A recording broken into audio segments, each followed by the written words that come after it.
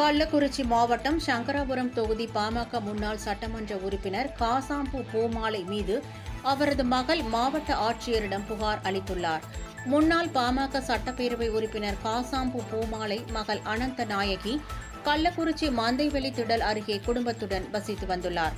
இந்த நிலையில் கடந்த 2023ஆம் ஆண்டு காசாம்பூ பூமாலை ஆதரவோடு அனந்தநாயகி தங்கை, அவரது கணவர் உட்பட 10க்கும் மேற்பட்டோர் அனந்தநாயகி குடியிருந்த வீட்டின் கதவை பயங்கர ஆயுதங்களால் உடைத்து வீட்டுக்குள் இருந்த பெண்கள் மீது கொலைவெறி தாக்குதல் நடத்தி 30 பவுன் நகை, 3 லட்சம் ரூபாய் பணம், வெள்ளி சாமான்கள் மற்றும் வீட்டு உபயோகப் பொருட்கள் அனைத்தையும் அள்ளிச் சென்றதாக கூறப்படுகிறது.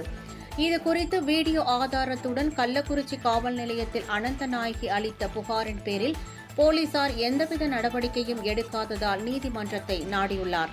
இதையடுத்து 4 பிரிவுகளின் கீழ் வழக்கு பதிவு செய்து 8 மாதங்கள் ஆகியும் இன்று வரை கள்ளக்குறிச்சி காவல்துறை எந்த நடவடிக்கையும் எடுக்கவில்லை என மாவட்ட ஆட்சியர் அலுவலகத்தில் இன்று நடைபெற்ற மக்கள் குறைதீர் கூட்டத்தில் அனந்தநாயகி ஆட்சியரிடம் மனு அளித்துள்ளார்.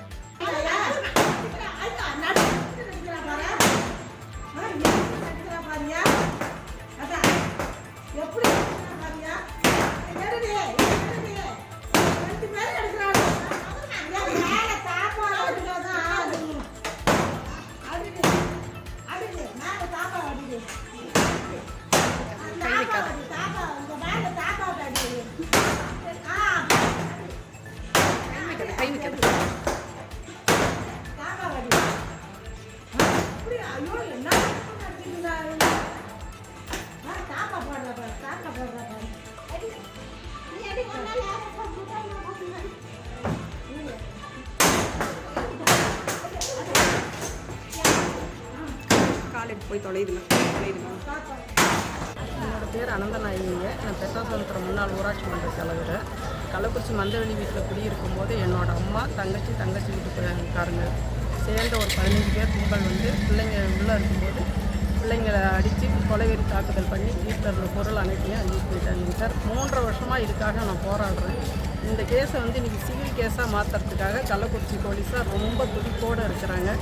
ஆல்ரெடி சின்னசேலம் ஸ்டேஷனில் பார்த்திங்கன்னா 3 கேஸ் எஃப்ஐஆர் எல்லாமே இருக்குது. எங்கேயுமே எங்களை இருக்க விடாத பண்ணிகிட்டே இருக்காங்க.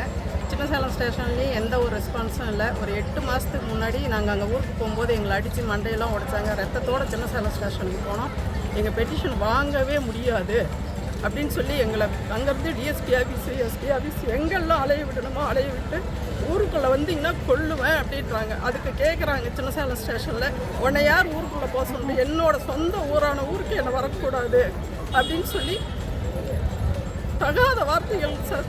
அது எப்படின்னா ஒரு ஸ்டேஷன்லேயும் எனக்கு ஆள் இருக்குது, உன் பணபலமோ உன் படைபலமோ எதுவும் பண்ணாது, அதுக்கு உண்டானது அனைத்தையும் என் டச்சு, நான் வேறு மாதிரி போவேன் அப்படின்னு என் தங்கச்சி வீட்டுக்காரன் என்னை விரட்டுறான். ஊருக்குள்ளே விடுறதே கிடையாது. கட்சியில் பொறுப்பே இல்லைங்க சார். ஆனால் நான் கட்சியில் இருக்கேன். சின்னசேலம் ஸ்டேஷன், கள்ளக்குறிச்சி ஸ்டேஷன் எதுவுமே உன்னால் பண்ண முடியாது அப்படின்னு சொல்லி சார் எங்களால்